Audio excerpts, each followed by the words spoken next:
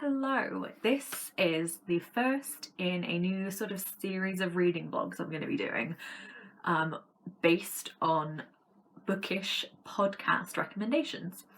So each video I'm going to take a bookish podcast that I listen to, of which there are many, and take recommendations that the hosts of said podcasts give,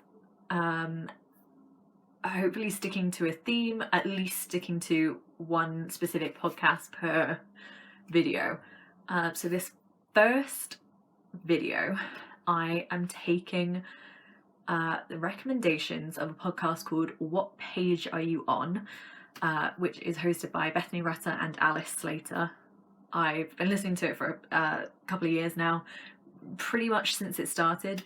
I love it. I think the hosts are really fun. They're really good genuine friends in real life. So it's always a treat to listen to. The recommendations I'm taking for this video are from one of their earlier episodes. I think it was still in the first year that they were doing the podcast.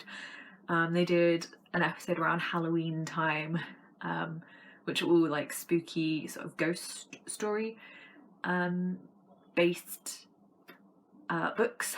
So I'm going to be reading the 3 books that they recommend or mainly talk about in that episode of their podcast, which are the book Thornhill, the book The Silent Companions, and the book The Upstairs Room. So I'm going to be reading the 3 of those, seeing if I like their recommendations, and yeah, this is the What Page Are You On recommended books video. I hope that was confusing. Enjoy the video. I just wanted to do a little sort of disclaimer at the top of this video to explain the first few clips. These were taken months ago, like February, I think.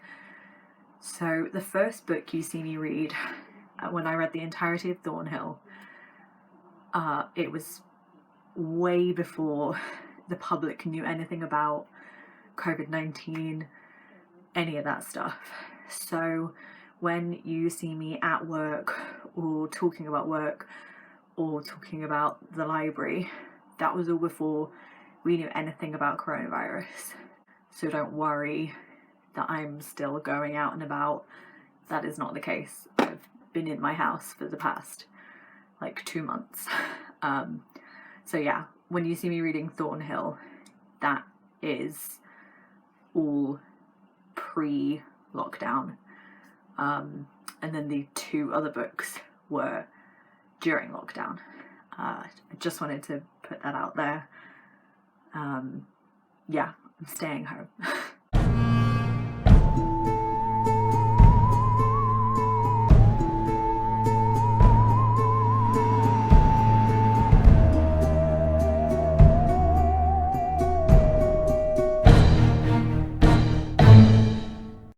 I am starting Thornhill.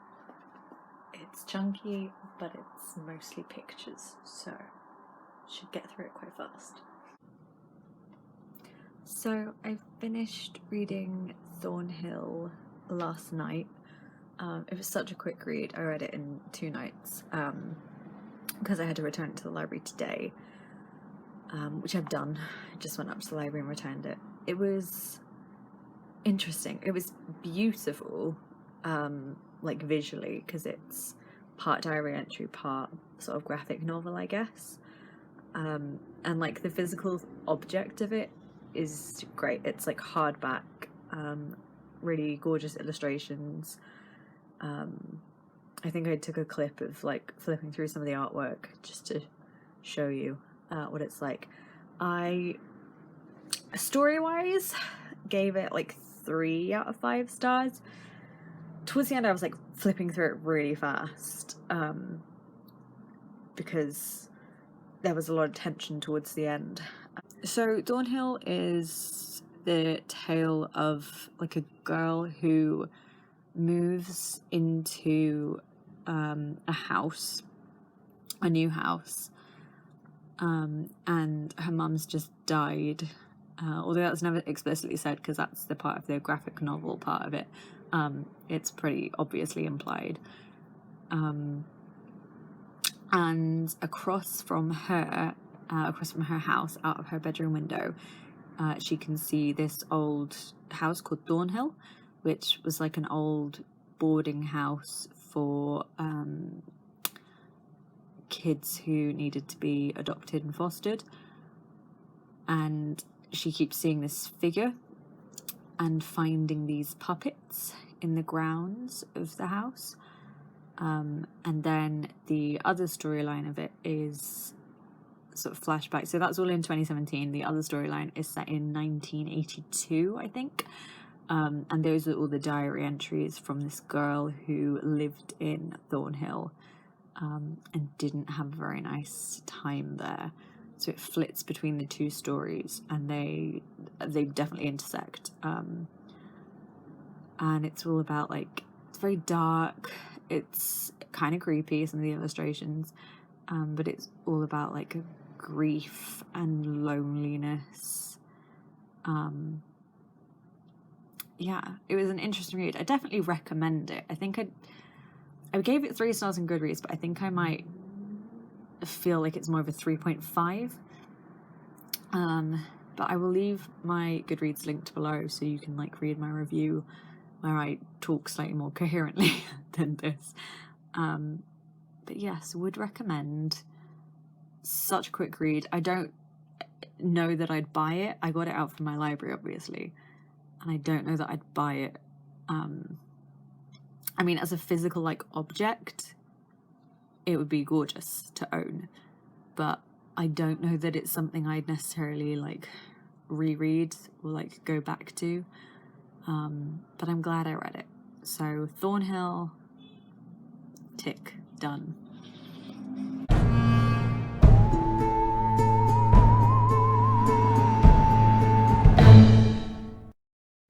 Hello, it is like a month later, maybe more, from my finishing Thornhill.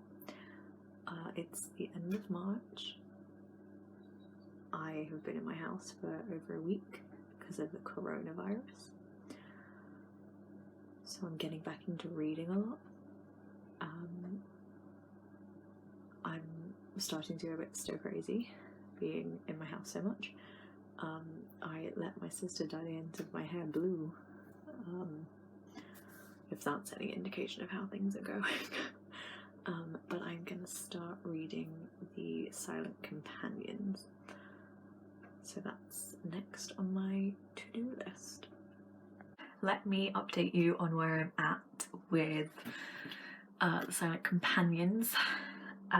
First of all, let me tell you what it's about, because I don't think I've done that. The basic premise is that there's this young woman who's recently married and recently widowed. That's not a spoiler, that's like literally how the book starts, it's on the back. And she moves to her late husband's sort of like family ancestral home. This big like old sort of gothic-y manor called the Bridge, and she doesn't really like it there. She doesn't like the vibe. One day she and her husband's cousin, who's living with her, are like looking around the house, exploring, and they find this old it's sort of like halfway between a painting and a statue. It's sort of like a how a cardboard cutout is, but it's obviously old. It's wooden, it's painted, but it looks sort of really realistic. This is set in the 1800s, by the way. I should have clarified that. Set in the 1800s. I think 1865, yes. So they find this like old painting thing, and then like another one appears, and then another one appears, and they keep moving around the house, but she's not moving them. And when she says, oh, it must be like the maids, and she talks to the maids, and the maids are like, no, we're not moving them. We thought it was like the housekeeper maybe, and the housekeeper's like, I don't know what you're talking about. So that's the premise of it, essentially. That's sort of where I'm at with it. Like, they've recently found silent companions, they put one downstairs, then found another one with it. She's gone into another room and they're there, and she's gone back downstairs and they're back down there, and there's another one now of an old woman. And also she's seeing things in the house, like she goes into a room and there's a nursery, and it's like really nice, like rocking horse, the dolls are all laid out really nice, the carpet's all clean, and she mentions it to the housekeeper, and the housekeeper's like, we don't go in the nursery to clean it, we clean it like maybe once a month. And she's like, no, I'm going to show you, I'll show you.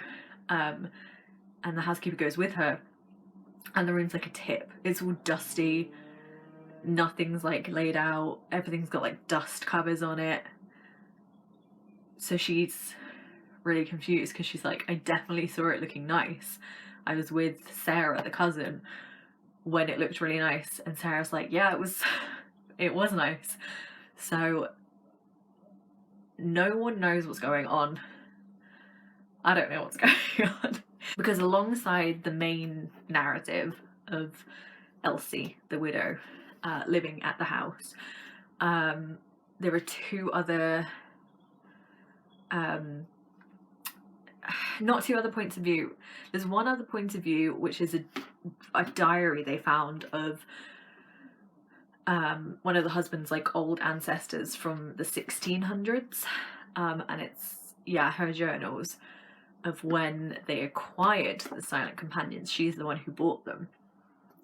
So you've got that narrative running alongside, and also the narrative of Elsie, the widow, set after the main narrative of living at the house, which is first person. The rest of it's like third person talking about Elsie. But she, in her first person narrative, is in an asylum, and we know that something has happened at the house. She's there because she's accused of arson, so obviously the house burnt down, but we don't know the circumstances. We don't know if anyone, I think they say they found bodies, so we know that people have died, but we don't know who. We don't know, the circumstances. We don't know when, like how far into the main narrative that happens. We don't know why she is accused of it. We don't know why she's sort of mentally in turmoil, I guess you would say. So yeah, it's interesting. I'd heard so many things about this book, that it was like really gripping, really atmospheric. I agree, it is really atmospheric. I can like picture the house perfectly with all the descriptions. I think it's definitely got that dark, creepy, like gothic vibe to it. I definitely feel that. It's not gripped me in the way that I thought that it might yet. I'm about just under halfway through. But it's picked up a bit, stuff's starting to happen. Obviously they found the companions now. Things have started to get a little bit questioningly creepy. So I'm hoping that now that the story's picked up a bit, I'm going to get more invested. Yeah, I'll update you when I get further into it. So I'm pretty close to the end now. I think I've got like 50 or so pages. But something I am appreciating is that while some characters think that the main character's like got mental health issues, to do with like seeing things and the silent companions being real or not. There are actually other characters who do believe her, which is nice, because I feel like in most things like this, it's one person on their own against everything and everyone else thinks they're like crazy or whatever. But it's nice because the character's able to talk to someone about it, so that's good. We'll see how this goes. I've got like 10 pages left, and I don't know how this is going to end, and I'm nervous.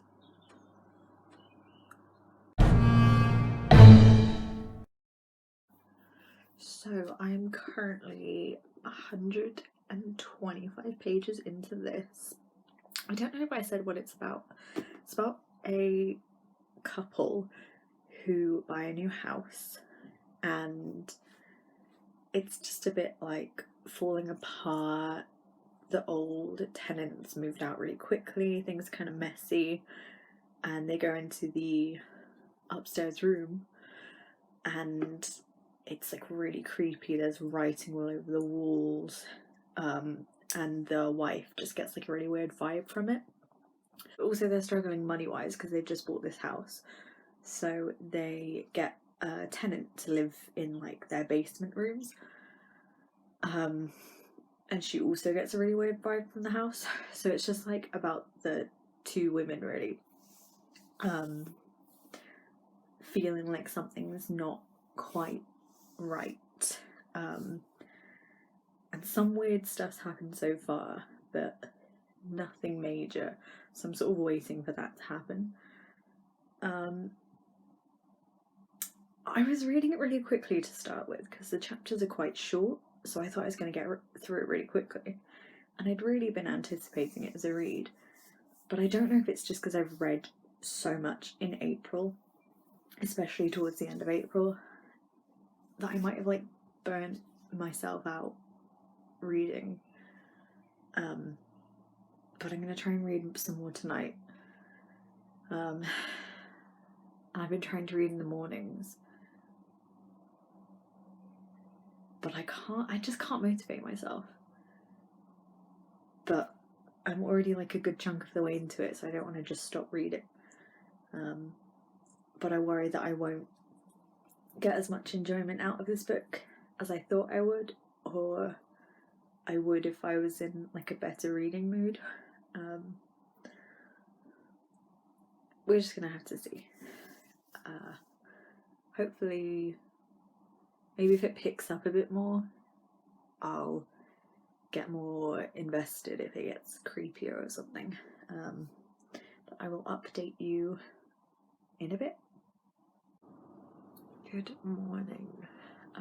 I'm not feeling very well today, but I figure if I'm not feeling very well and I'm anticipating a day spent in bed, then I might as well just try and finish this. So that is my goal. Let's see if I accomplish it. Oh, I cannot stand the husband. I know that your mind wouldn't immediately jump to like your house being haunted or something going on, but he's just so invalidating to his wife, who thinks that there's stuff going on and who's feeling really ill all the time. And anytime it gets to like a part for the book that's just about him, it's mainly about the wife and the tenant, the lodger, Zoe. But every now and then it jumps to a bit about Richard, and I just don't care. He's just an asshole. I don't like this gaslighting. I don't like it. Okay, I'm close to finishing. I have a little bit left. I'm going to finish it this afternoon. To the people that said that this is a creepy book, is it though? There's been like one scene that kind of set me on edge, but that's it. And like some of the stuff is like the blurbs are like clever and chilling, and I'm like, I don't see it. So last night I finished the upstairs room, so I'm going to do like a wrap up of all 3 books now. Starting with this one. Of the 3, I thought this was going to be my favourite. It was my least favourite. I didn't dislike it. I gave it 3 stars. But it wasn't quite what I was expecting. And maybe that's my fault. But it's not what I thought I was going to get. I thought I was getting creepy house. Things are really weird in the house. Like something big is going to happen at the end. What I got was creepy house as like the background to these characters' everyday lives. So I know that we need, obviously, to get to know our characters, to care about them. But in getting to know them, I didn't like any of them, and I don't necessarily need to like the characters. But I didn't feel connected to them. I think the most sympathetic character was the wife of the couple who own the house. Eleanor most suffers from living in the house. She gets like really sick, and the kids, her daughter Rosie, and they've got a baby, Isabel, but it's Rosie that's also really affected by the house. Sort of takes out the bad feeling most on Eleanor. Richard also has some like weird moments with the house, but he just seemed like an asshole to me. And then Zoe, who's the lodger who lives in their basement, her storyline sort of seemed like it had nothing to do with the house. There are a few scenes where she has like trouble sleeping, sees some weird stuff, but otherwise her storyline is just about this guy that she's seeing. And I didn't get it, really. Yeah. I thought some of this was really clever in that the atmosphere of the house, I think the way it was written worked really well. I definitely got the creepy vibe. I definitely got this sort of like claustrophobic, suffocating feel of the house that Eleanor and to a lesser extent Zoe feel. So I thought that was really well done. And I thought it was interesting that at different points the characters, like Richard goes into Zoe's rooms in the basement, Zoe goes upstairs to look around the house when all the other members of the family are out, and they like accidentally move something and don't put it back in the exact same place, or they leave a door open that was shut before. And then the characters are like, the house is haunted because I didn't leave this here, this isn't in the right place, this weird thing's happening. And it's interesting as a reader to be going, no, it's just because like he was in your room and he moved your papers. It's not that there's a ghost. But then also some stuff that is happening is like, well, that wasn't any of them in the house, so is there a ghost? So I think it was good that as the characters were going, is this house haunted? What is going on? I was also going, is the house haunted? What is going on? So I liked that aspect of it. And for a debut novel, I'm pretty sure this is Kate Murray Brown's, yeah, it's her first novel. A solid first novel, for sure. Moving on, we'll go in reverse order of how I read them. I read The Silent Companions by Laura Purcell. This was another creepy house. They're all about creepy houses. I gave this one 4 stars, I believe. Again, really atmospheric. I think I didn't necessarily like the characters in this one, similar to that one, but I definitely like connected with them or rooted for them more, which may have made my enjoyment of it to this one more. So this was a really solid, I think, ghost story. It did what I was expecting it to do. I liked the dual narrative, not from like perspective wise, but time wise. Jewel looking back and trying to work out what's going on when she's like in this hospital as opposed to when she's in the house, and how we get from the house to the hospital, and because she's also like blocked things out in her mind, we sort of learned things or realized things along with her, which I thought was really interesting.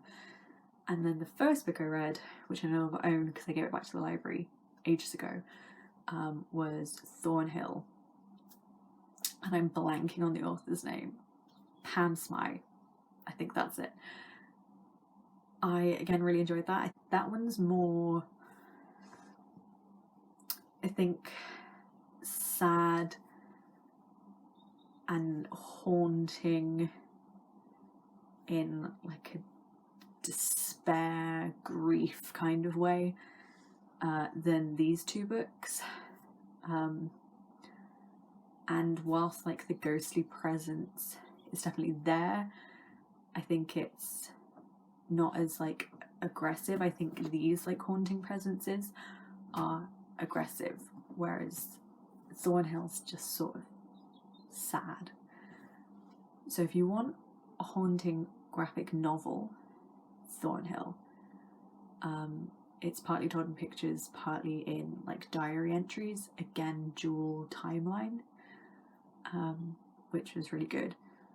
So if you want sad, haunting, grief ghost story, Thornhill. If you want genuinely like creepy house, what is going on, dual timeline, I recommend Silent Companions.